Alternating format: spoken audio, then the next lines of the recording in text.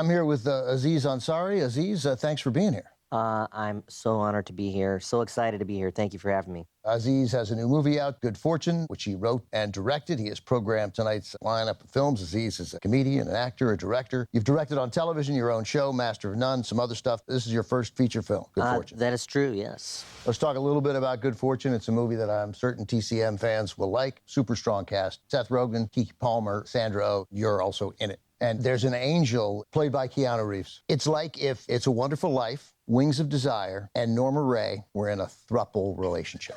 That's pretty good. Yeah. That's pretty spot on. You've programmed 4 films tonight that connect in some meaningful ways. At your film, we begin with Preston Sturges's classic from 1941, Sullivan's Travels. What drew you to Sullivan's Travels? Well, first of all, this is a movie I can't even believe exists, because it's a movie about a director who's doing comedies and has found success in comedy and wants to pivot to drama because he wants to be taken more seriously.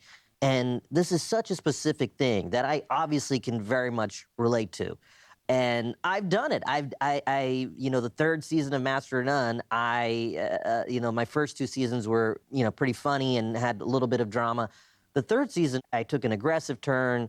It becomes like a lesbian drama. The camera doesn't move. You took yourself not entirely out of it. I'm basically out of the show. I basically took everything people liked from the show and got rid of it. That's good. As a challenge to myself, right. But it's not the nicest thing to do to your audience. But it's very much, it's a very Sullivan kind of move in a way. And I saw this movie, and I couldn't believe that it was about a character going through this. Right. Joel McCrea plays the director, John Sullivan. He's really good. Yeah, he's incredible. And he mainly did Westerns, right? I mean, this was kind of a little different role for him. It was, and he's a terrific Western actor. But he's got terrific timing, which you'll see here. He's great with Veronica Lake. Peter Bogdanovich says this is Veronica Lake's best role. She's incredible. I mean, their whole banter in the diner scene when they first meet is great. Yeah. Things a little tough, huh? Wouldn't be sitting in an owl wagon for local color. And the movie, it's very much dedicated to people that work in comedy and make comedy and the value of comedy. And I think I had a moment where I kind of lost sight of that. And every now and then people, if you do comedy, yes, sometimes people come up and they yell something you've said at your face. But other times people do come and tell you things like, oh, I was going through this different time and the comfort your thing gave me, or... And I think it's also possible to have depth in comedy and do something. Preston Sturges, the writer-director of Sullivan's Travels, was constantly looking for that, right? To be able to make people laugh, but also to have something worth saying, which he does he went on an amazing, 7-run film from 1940 to 1944. This is one of them. So he pulled it off. Yeah, I mean, when I was reading a little bit about it, at the time, they were like, well, this isn't as good as, Lady Eve and stuff. And you're like, whoa, these were all so close together. He was just kind of pumping them out, and they were such at a high level. And, I mean, I always get frustrated just looking back at the filmography of actors and directors, in the past, and just, how many things they were able to make, how many shots they had, and the speed in which they were able to make films. And now it's such a slog to get something made. I mean, I've been trying to make this movie. It took me, the initial germ of the idea. It's probably 5 years ago during COVID. I started writing it, and now I'm sitting here with you, however many years later, 5 years. It's a long time. Yeah, for one movie, right? Yeah. And Preston Sturges, did 7 in 4 years. Yeah. And they're all, despite whether people say that this is not as good as the Palm Beach Story or Lady, they're all really good. And many people would argue that this is his best movie. Yeah, it's taken on another life, and more people have been talking about it in recent years, I feel like, because of kind of cinema culture with, Criterion, Letterboxd, and everything. More people are discovering it. But recognition of the depth of the economic disparity in the country. And for me, one thing, in terms of Good Fortune, what I love about Sullivan's Travels is just how it's so confident in switching tones. The movie gets quite heavy at the end, but in the beginning, there's this car chase scene that's just so silly. And his executives, all their banter is just classic Preston Sturges, kind of hilarious back and forth, these guys. And then the movie gets quite serious at times, and I think some people are scared that you can't do that, but, I've always found if you just play to the reality of it, it's all fine, because, to me, life is a comedy or a dramedy. It's not a pure drama. A movie that's a pure drama is they're making a choice to leave out funny stuff that surely happened. Right. Aziz, thanks very much. We'll talk after we see the film. Here it is from writer-director Preston Sturges in 1941. Joel McRae, Veronica Lake, Eric Blore, Porter Hall, Sullivan's Travels. Back with Aziz Ansari. Aziz, thanks for joining us. He's programmed tonight's films. Those prisoners really liked that cartoon. They did. Yeah. I mean, that is some, and you just feel like it's Sturgis. Like, no, laugh harder. I don't think anyone's ever laughed that hard at a cartoon. It's a beautiful movie, right? That's a really beautiful film, Sullivan's Travels. Yeah, that ending is really touching, and and is it Hannah and her sisters where he watches Duck Soup at the end, and it's kind of got a similar message about just the power of laughter and cinema, and I think that's such a beautiful way that he shows it at the end there, and especially obviously as someone who makes comedies, that hit me. You mentioned before the film that as a guy who does comedy, that you sometimes feel this, not just your own personal ambition to tell a more dramatic story, but also the sense that you're supposed to, right? That somehow there's this constant reminder that comedy isn't quite enough. Yeah, I mean, I think in the film community at the moment, it feels like the movies that are taken more seriously are very, more dramatic and sad. And if you have comedy, people kind of don't take it as seriously. It seems like it's a different genre. When you look at the Academy Awards and the recognition of comedies, and also people haven't been making as many comedies that are trying to kind of, work in both levels as commercial and critical. But yeah, in general, those are not the movies that are, portrayed as high art as often. Yeah, I mean, that's a better way to put it. But obviously, they're not going to be taken as seriously in the sense because they're not, laughter isn't taken seriously because you're literally laughing and not being serious. But as cinema, it can be serious. I mean, you can still make something that approaches the craft at a high level, where cinematography and production design and screenwriting and all these things can still be at an incredibly high level. But you could still have jokes and comedy, but it's tough to kind of pull off both. And people don't really try it that often, and when they do, it doesn't always work. Right, it doesn't always work. There's a bigger, I mean, in a sense, it's a bigger risk. But doing comedy incredibly well, I still think is harder than doing drama incredibly well. It's a pointless thing to compare because doing anything incredibly well in a film is hard and it's an amazing accomplishment. But doing comedy well is, the notion that it's easier is foolish. That's just ignorant. I would say it's harder. I've done both. Yeah. If you want me to make someone feel sad, okay, here's the scene. There's a little kid and some guy's hitting him. Right. And that's sad. Right. That's done. Okay, I can't do that as fast with something funny. It's like, oh, a guy slips on a bit. I don't know. It's and like the it's music, of course, and when you're supposed to be, music tells us and can lead you in that direction. Yeah. And comedy's got to be funny, man. And you got a vocal, for better or worse, you have a very clear indicator of your success. That's right. That's right. There aren't multiple ways for an audience to express how they feel about comedies. There's one. Yeah. With this movie, it's interesting as I've been screening it. Good Fortune, your film. Yeah, with my film, it's awesome to watch it in a full theater. And when you don't watch it in a full theater, I don't think you're really getting the movie. I had such an incredible cinema-going moment where I went and saw 40-Year-Old Virgin, Judd Apatow's movie, on opening weekend. I watched it in a packed theater, and it was mayhem. Everyone was laughing and going crazy, and I kept telling a friend of mine, you got to see 40-Year-Old Virgin. We didn't finally get around to seeing it with him until maybe weeks and weeks later when the crowds had died down. So we saw 40-Year-Old Virgin again. But not a packed house. It was maybe 15 people. It was stunning from my perspective how different an experience it was, and just all these things. I'm just sitting there there's huge jokes that killed in the other screening, and now as 15 people just kind of and no, but that was funny, bro. And it's really kind of messed with my head because I even think about people going to review the film, and sometimes people watch it on screeners, or they go to a small screening, or there's a screening at 9 in the morning, and you're like, okay, no one would ever review a stand-up comedy show by seeing the show by themselves at 9:15 in the morning. That's not optimal for that experience, you know?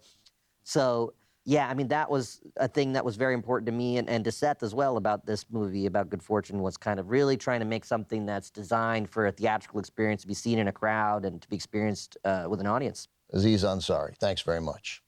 Don't go anywhere. Aziz and I have 3 more movies ahead tonight. Up next from 1941, Oscar winner for Best Picture, John Ford's How Green Was My Valley. Next on TCM, How Green Was My Valley, then Killer of Sheep, and later, The Organizer. We've got more from Aziz Ansari on TCM tonight. Welcome to writer, director, actor, Aziz Ansari. Thanks for being here, Aziz.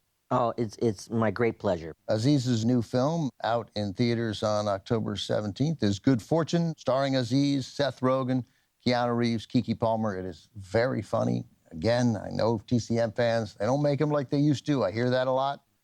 This is really a wonderful, I funny was movie. trying to make them like they used to. He was literally trying to get it done. Your next pick, How Green Was My Valley? John Ford's classic story of Welsh miners, the movie that famously beat Citizen Kane for Best Picture in 1941. But I tell you, when I rewatched this film, and it's probably been more than 10 years since I saw it, I feel totally differently than I did 10, 15 years ago. I've aged more into this movie. Things that kind of made me half roll my eyes, I now am basically weeping at. Yeah, well, it's always a treat to revisit films as your life becomes different. And I rewatched the film. I watched it a while ago. I was doing, for Good Fortune, I did a whole, the Union film is such an interesting little micro genre. Norma Ray, Matuan, I watched. And then the Barbara Kopel documentaries are incredible. No, Harlan County, USA is the best documentary I've ever seen, still. Yeah, it's interesting because you kind of see similar moments and similar characters that you need to kind of get the story going. And what I love about How Green Was My Valley, and just in terms of my overall cinema watching, is when people think John Ford, I think they immediately go to the Westerns. And I actually enjoy some of these non-Westerns more, like How Green Was My Valley, Mr. Roberts, one of my favorite films. Yeah. And these are just deeper cuts that not everybody gets to. It's kind of one of these frustrating things where the cinema watching public, they sometimes they just have a director and they get to the, oh, okay, Powell and Pressburger, Red Shoes, I'm done. Oh, no, wait, what about A Matter of Life and Death? Wait, go watch Peeping Tom. That's kind of, and sometimes I find those movies are more interesting. The movies that haven't been the ones that have been championed by the aggregate. Of course. Yeah, John Ford won 4 Oscars for Best Director, more than anybody else has won. And even though he's the greatest Western director of all time, not one of those 4 pictures was for a Western. He won the year before for Grapes of Wrath. Yeah, another movie I obviously watched when working on Good Fortune. But with How Green Was My Valley, when I rewatched it, some of the stuff that really struck me was just the framing is just unbelievable. The frames are just so beautiful. There are some shots where he's putting people within the trees and that field of flowers, and they built this in like Santa Monica or something. Malibu, yeah. They built all that. It's amazing. Arthur C. Miller's the cinematographer. Yeah. And he won the Academy Award as well, right? Yeah. It's incredible because so many movies are 2 hours, but some movies feel like they've packed in so much, and it's so epic in terms of where you start and where you end up in. I mean, that's the How Green Was My Valley. The movie is the journey of that valley, and all through the eyes of this kid. Played by Roddy McDowall. He's looking back. It's his voice, not Roddy's voice, but that character's voice, Hugh's voice, 40 years later, because he's about 10 years old for a good part of the movie. Yeah, and then there's so many different subplots, and there's some things you don't get from other Union movies. There's not like the evil bosses. You don't really see them. You get the clear impression bosses don't care, right? And I mean, There's one scene where he comes over and he's got the top hat. That's also funny to me, like in these old movies, the way wealth is represented. Like the Elon Musks of back in the day, they just had top hats. Their hats were taller than everyone else's hats. They just had top hats. That's right, yeah. If your hat's tall, you're super rich. But yeah, the way that you'll see in the film, the way that Donald Crisp is the father, he's so good. Yeah. But the way 2 of his sons are fired just because they got other workers coming in who will make a little bit less. And these guys aren't getting paid anything either. And we know now they're mine workers. 1, they're risking their lives every day. And 2, they're shortening their lives by decades from working in the mines. And it's so sad they try to get the boy, Hugh, to get out of this life and go to school and all this stuff, but he doesn't want to do it. He doesn't want to be something different than his family. And then you see a kid working in a coal mine. Yeah, a bunch of kids working in the coal mine, right? Yeah. And with the same risk. So let's watch the movie, and then we'll talk about it afterward. Aziz Ansari, thanks very much. Here it is from director John Ford in 1941. Donald Crisp, Walter Pidgeon, Sarah Allgood, Maureen O'Hara, we haven't mentioned, who's sensational, and Roddy McDowall in How Green Was My Valley. Back with writer, director, comedian, actor Aziz Ansari. Aziz, thanks for being here. I'm so honored to be here. So excited to be here. Thank you for having me. Aziz has a new movie out, Good Fortune, out October 17th. He programmed tonight's lineup of labor-related movies, labor and hardship-related movies. It's a heavy night. even though Aziz's movie, which I adore, is a comedy, very funny, but it also has some important things to say. So How Green Was My Valley fits in. It's got a lot of important things to say. Definitely not a comedy. No, this is pretty heavy. There's not much levity here. I mean, I guess there's the game where they try to drink and they walk in the straight line and they're all kind of cheering, but I don't think anyone has a genuine laugh in this movie. Yeah, there's some nice pretty moments. tough for them. Some of the fathers, like in the scene where he's slapping people's hands because, like, dad gets to eat bread first. Yeah. That quiet dinner, that was the happy time. You know who does a lot of the work in this movie is the mom, Sarah Allgood. Actually, she makes me laugh when she goes to the meeting and says, like, if you come after my husband, I will kill you. I will kill you. And then she falls down. The guys try to pick her up. She's like, Yeah. And she's incredible. There's real sweetness between her and Donald Crisp. Like, these two people, they love each other. And, it's impressive when you watch some of these films how quickly they're able to accomplish these story points with very little. They're doing in a quarter or half a page what I sometimes feel like I'm taking way too long to get done. And that's always a challenge for me, like when I'm looking at a script, like, I got to get this done quicker. And you look at how effective the whole love story is with Maureen O'Hara and Walter Pidgeon, who plays the preacher. There's not many scenes where they're saying they like each other, but you buy it so much, and it's so affecting. And there's certain shots where he does it all with these characters' faces, and it's just mind-blowing. There's a scene where Hugh has got watery eyes, and you get everything. And then at the end, after the father passes and the wife, she knows he's dead, and she's just sitting there staring off, and it's so powerful and just shows you how you can do so much with little if you have the confidence and you have the right performers. And what he does in the beginning of the movie, How Green Was My Valley, it's literally the title. It's sort of, the mining has largely just started on the mountain, and it is lush and beautiful and green. Yeah. But in that closing shot, right, we don't see Hugh leaving, but he's packing to leave, and then we see some shots there, and it is, that is not the same valley that it was 50 years earlier. 40. Yeah. It's really powerful, and then Ford could do a lot with a little. It's a different challenge now because, of course, it's harder to have, an audience isn't as ready to believe that two people are just going to look at each other and therefore be in love, I think. I mean, but also, it had to be so much because they couldn't have an affair. That wasn't done, right? And it was done. It wasn't done in a movie.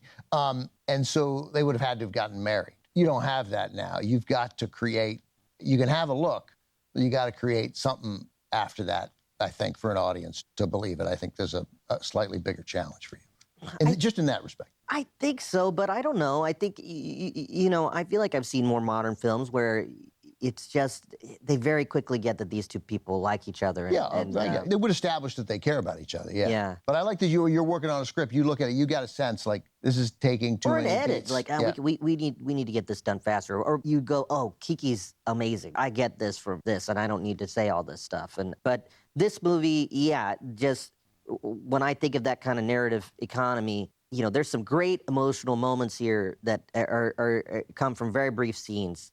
When Hugh comes back and he asks Bronwyn whether he can stay with her, that's so his sweet. sister-in-law, Anna Lee. Yeah, right. the sister-in-law, She's just lost her husband. Yeah, and he's always had a crush on her, and he's a little kid, but he's clearly always had a crush on this woman, and he's like, I'm going to come take care. It's just so sweet. It's beautiful. Aziz, thanks very much. Great stuff.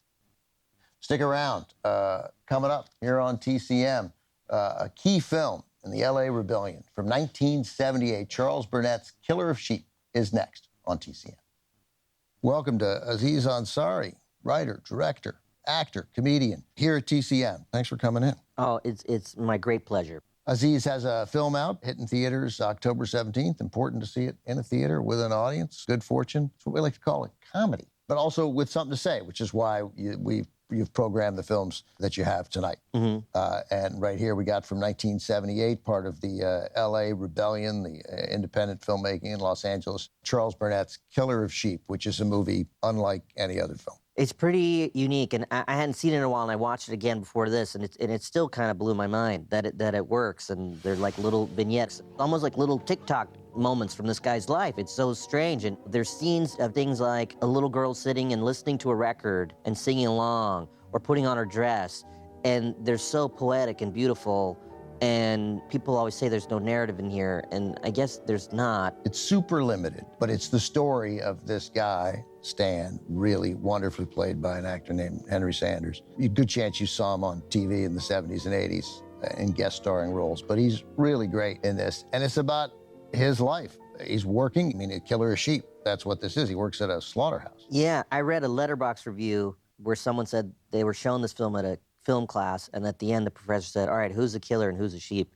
Yeah, right. Which I thought was incredible. But to me, the movie's a portrait of a man who's stuck, and there's nothing he can really do. Like, the things that he's offered to get out of it are like, oh, do you want to murder this guy? And do you want to steal this? And Right, do you want to work at my store because I want to hit on you? Yeah. There are things that are not real ways out. But you know? he's got, it's probably a pretty, I mean, it's a regular job in the sense, but he says to his wife, I got to get a job. I got to find a job. He has a job. I mean, he's working his ass off at a job that drains the soul out of you, right? And these folks are still spectacularly poor and struggling. Yeah, and then he even talks about Right, how someone else he's like, well, I'm not poor. Right, right. You know, This that guy's guy, poor, he's, you know, he's talking about this guy eating greens out of a parking lot, you know, Right. foraging for greens. I mean, it's so dark. But in terms of my film, what I was trying to do with my character is show a modern portrayal of a guy who is in LA and is stuck, and he's sleeping in his car, he's doing gig work.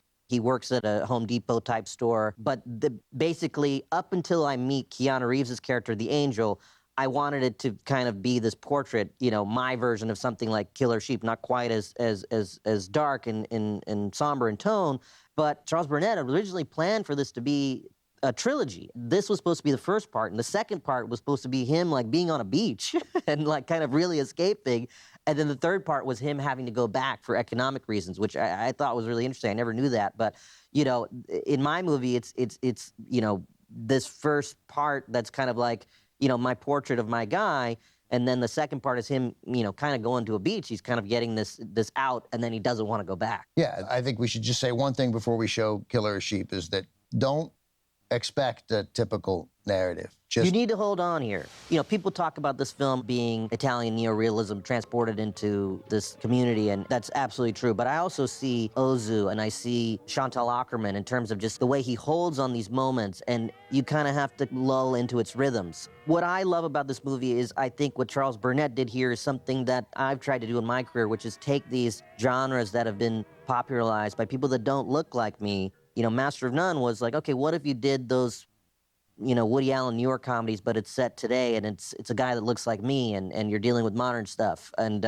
you know, Good Fortune, it's, you know, okay, there's Italian neorealism here, you know, showing my character and what he's going through, and you know, juxtapositioning these other elements and people that look a different way than the people that, you know, popularize a genre. I think is a fun exercise, and Charles Burnett does it here, and it's a masterclass. Aziz, thanks very much. So as you watch, don't expect typical narrative, but take those vignettes in. They are powerful. From 1978, directed by Charles Burnett, Henry G. Sanders, Casey Moore, Killer of Sheep. Back with Aziz Ansari. We just saw Killer of Sheep. I said it before the movie. I think it holds unlike any other film. Like it's and the fact that it's what I found frustrating when I first saw it, that it's not a typical narrative. Now, you know, now is part of its beauty, right? Yes, I agree. And you know, when I think about this movie, you know, the imagery that flashes in my head is this kids jumping off the roof. That's obviously an incredibly famous scene. I love the scene I was saying earlier of the little girl just listening to the record and just staying with her as she's singing. It's pure joy that can't be taken away from you. That kid at that moment does not care about how much money her folks have. She could not be more full of joy. Yeah. And then, you know, the scene where they're dancing together to This Bitter Earth. I mean, the music supervision in this is some of the best music selection of any film I could think of off the top of my head. And music is what kept people from seeing this movie for forever, too. Yes. Its music rights were tied up for so long that they couldn't use so much, so it never really got screened. It never had a proper release until finally the rights were secured in the early part of the 21st century, and you can see the version that we just saw with Burnett's music in it. which I read that Steven Soderbergh was very helpful in, which I thought was very cool. I know Steven a little bit. Yeah, this film, it's always, cited as one of these really criminally underseen films. And yeah, I was happy to show it. And I read TCM was where it debuted in 2007 on TV. So That's right. Yeah, we're proud of that. So yeah, it's very cool. I love that scene of the little, again, vignettes, characters, the willingness of Burnett to bring us, hey, here's two characters that you haven't seen yet and will not see again for 2 minutes. Which right? guys? The guy in a uniform and his girlfriend or wife has thrown him out of the house and she's got a gun and he's peering around the corner and he just wants his sunglasses back, and then she throws the sunglasses down the stairs and they break. Like, that's it. That's the end of that moment.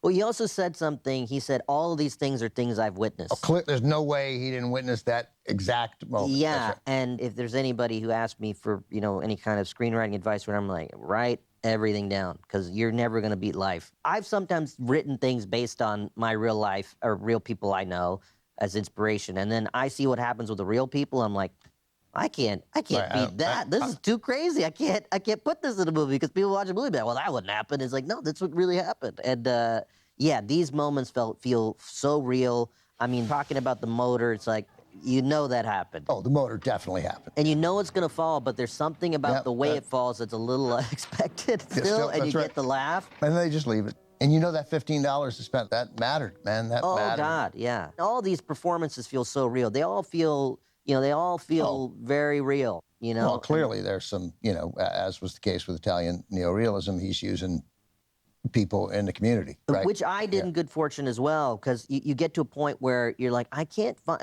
so the character in Good Fortune of Felipe, who's a dishwasher that works with Keanu, I was trying to cast this guy and I couldn't figure it out. Everybody felt like someone doing a character, and so I called a friend that works in a restaurant, and I said, you got anybody with personality you think could be good on camera? He's like, Felipe, no question. And then, I read with him and behind the restaurant, there's a scene with him incredible. and Keanu where he's talking to Keanu, and during that scene, I was like, who that actor is? Tell my wife. I go, who? I go, that's a guy who has had exactly the jobs that he just said he did. Yeah, and there's a woman that runs a motel that Seth and Keanu's characters stay at. They stay in a motel one night, and the woman that runs the motel, it's funny because that's a real motel, and the lady that runs that motel, she was not interested at all in acting. But there was another motel that we scouted, and the lady there was so nice. We're like, hey, we're not going to use your motel, but would you want to be in the movie? Would you want to be in the movie? That's the manager of another motel? I found if you have someone that's not an actor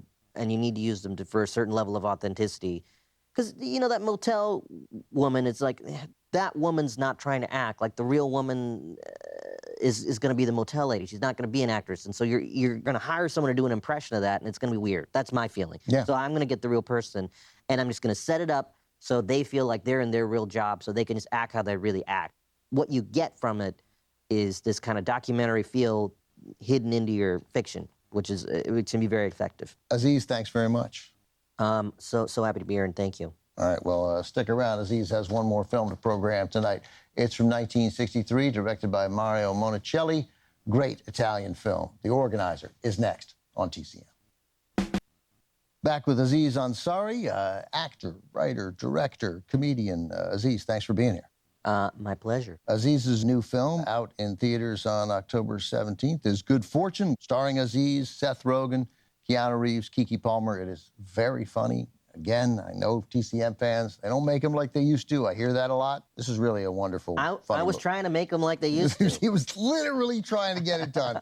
What we have coming up next, from 1963, is an Italian film from director Mario Monicelli called The Organizer. This is a movie about a factory in the late 19th century in Turin, and about the workers trying to organize to put an end to their really brutal 14-hour days, which was totally true. Yeah, Like, they wake up at 5:30 in the morning and they get home at 8:30 p.m. And their big goal here is to cut it down to a 13-hour day. And get an hour lunch break. And get an hour lunch break and a 5-minute grace period so you can get there at 6:05 and not get docked. But it is also full of life. It's funny at times, and it's sweet and moving. I loved it. I'd never seen it before, and I full-on loved it. Yeah, I rewatched it before we did this, and I was reading up on it, and the director made another film that I'd seen called Big Deal on Madonna Street, and I didn't realize it was the same director. That movie's very lighthearted. The director Mario Monicelli, he was big on charmingly inept criminals with big plans that don't work out. Yeah, and I love that he wanted to make this movie and that he made it funny at times too. There's stuff in here that is funny. I watched it because Keke Palmer's character has a whole arc about unionizing, and so it was part of my union movie marathon. And I'm glad I watched it because I might not have gotten to it if I didn't have to do it for the film, and it was a great discovery. And I love Marcello Mastroianni, and Marcello, you go, okay, let me watch La Dolce Vita and 8½, and it's like, yeah, but he did some stuff without Fellini that's pretty incredible. And I'm gonna actually find some more of these non-Fellini Marcello movies because he's so incredible. It's interesting. I remember the first time we screened Good Fortune and Keanu was on screen, I was like, oh, this guy's just got something where people like seeing him on a big screen. This is like some other thing that very few people have. And Marcello is one of those people. I think Keanu is one of those people. And they're just icons that work on a big screen, and people just like looking at them and seeing them do stuff. I know why Americans don't put him on lists of the greatest actors ever, because he's Italian and he didn't speak English. But he is one of the greats, man. I mean, he's as an actor and as a full-on can't take your eyes off him movie star. Yeah, and some of the stuff he does in here is some of his best acting, I think. A couple of scenes we'll talk about at the end of after the film, but I'd put it up there against, he's got some real scenes to chew on here. Yeah, you mentioned Fellini and De Sica and Bertolucci, and I'm going to leave a zillion of them out. Yeah. Right? You compile that list of great Italian filmmakers, you might not even get to Mario Monicelli. Yeah, this was such a challenge for me to kind of condense these movie picks, but when we talk about Big Deal on Madonna Street, I watched that, and I think what got me there was I'd seen Il Sorpasso, which is one of my favorite movies ever. That's like a road picture with Vittorio Gassman. Yeah, Vittorio Gassman, who's hilarious. There's like an Antonioni joke in it. Totally, that's right. Vittorio, I didn't see. We didn't even mention Antonioni. Yeah. Right. But Vittorio Gassman did another movie that's kind of a union kind of worker movie called Rizzo Amaro, which is incredible. Which is definitely worth the watch as well if you want to watch another. All right, I haven't seen that, so you'd love it. It's great. Unless I have. And I think he directed it as well. I don't remember the titles to any movie, especially Italian films. Yeah, but Bitter Rice. Didn't matter. All right, let's watch this. We got Organizer. More to discuss afterwards. Here it is from 1963 with a cast led by Marcello Mastroianni. This is The Organizer. Back with writer, director, actor, comedian Aziz Ansari, his film Good Fortune out October 17th. So we just saw The Organizer. I guess that's a hopeful ending for a movie that ended with the murder of a teenager. Like, I feel like they won. I think they got the 13-hour day. I think they got the 13-hour day. It's weird. I thought they didn't. They've just killed a teenager. Like, it's going to be, they're going to have to settle. They've got a big headache. I mean, is it worth it? I don't know, I guess. Certainly not to that family and not to that mother and not to that brother. But no, I mean, the young girl that yells at Marcello, it's tough because it's like, yeah, 2 people died. I mean, that's the heaviest price you could imagine. When you think of Picasso, the guy who's the leader in the beginning, the big guy, the bigger father, guy. Yeah, I mean, in the beginning of the movie, there's something funny to me when he's eating that giant sandwich. He's like slurping the food. He finishes it, and then he pulls out Earth's biggest sandwich.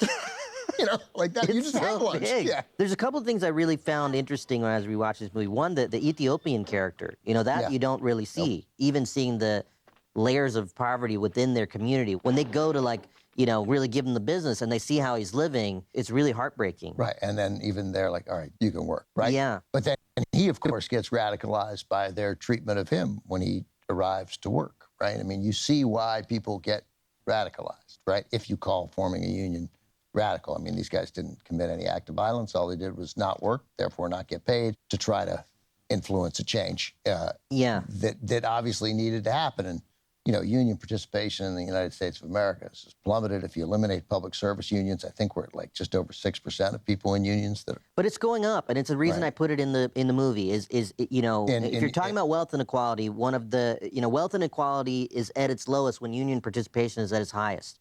When I spoke to a gentleman who tried to unionize a Home Depot, and there was a gentleman that unionized his Amazon factory, and these stories are getting out there. They're inspiring people. One thing that you achieved so effectively in Good Fortune was this movie that really feels totally steeped in reality, right? Mm-hmm. About a guy who's done all the right things, went to college, aspired to he's an editor, he's a film editor, but life is he got unlucky, man. He didn't do anything wrong. He really just got unlucky, and it has left him sleeping in his car and getting paid to wait in line, right, in the gig economy. That feels entirely real. And then you throw in Keanu Reeves, one of the most famous guys in the world, as a low-rent angel whose sole job is to keep people from texting and driving.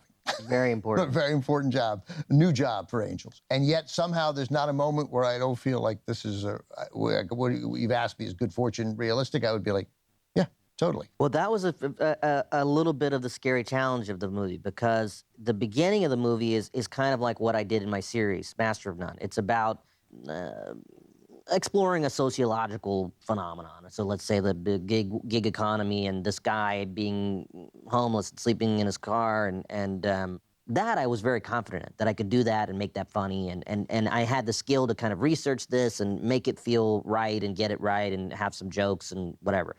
But the fantastical element of having an angel come into that, it was a little scary. Like, is that going to be too wild a shift? But it you know, thankfully it worked, and you know, and then, you know, Keanu's character kind of gets pulled down to reality and whatever. But I was doing this press for Good Fortune with Keanu, and in between interviews, I was just sitting in the room, and it was like John Wick weekend on AMC, and I'm sitting there watching, and then we're looking at clips of Good Fortune. I was like, wow, this is Keanu pretty is awesome. capable He's of doing a lot both of these. different things. Yeah, he's truly incredible. And Marcello, he's not in the movie a ton, actually. It's one of these things where I'm seeing how the sausage is made. Like, they're like, hey, it'd only be this many weeks. Can we get you to do I it? feel And like he's he was there okay. for 10 days. That's Yeah, right, yeah. But the speech he makes when he doesn't have his glasses and he's making the speech, some of those monologues, it's some of the best acting of his I can think of. It's such an incredible performance. The last Marcello movie I watched before this was La Dolce Vita, and it's just one of those things where you're like, whoa, that's the same guy. Yeah. Aziz Ansari, thank you. This was great. I appreciate This it. was such a pleasure. I was so happy to do this. I was so excited when this opportunity came up, and it's been so fun. Aziz's movie, Good Fortune, hits theaters October 17th. I urge people to see it. You'll laugh. It's terrific. Aziz, thanks very much. Stay with us. The movies continue here on TCM. And of course, as always, they are uncut and commercial free.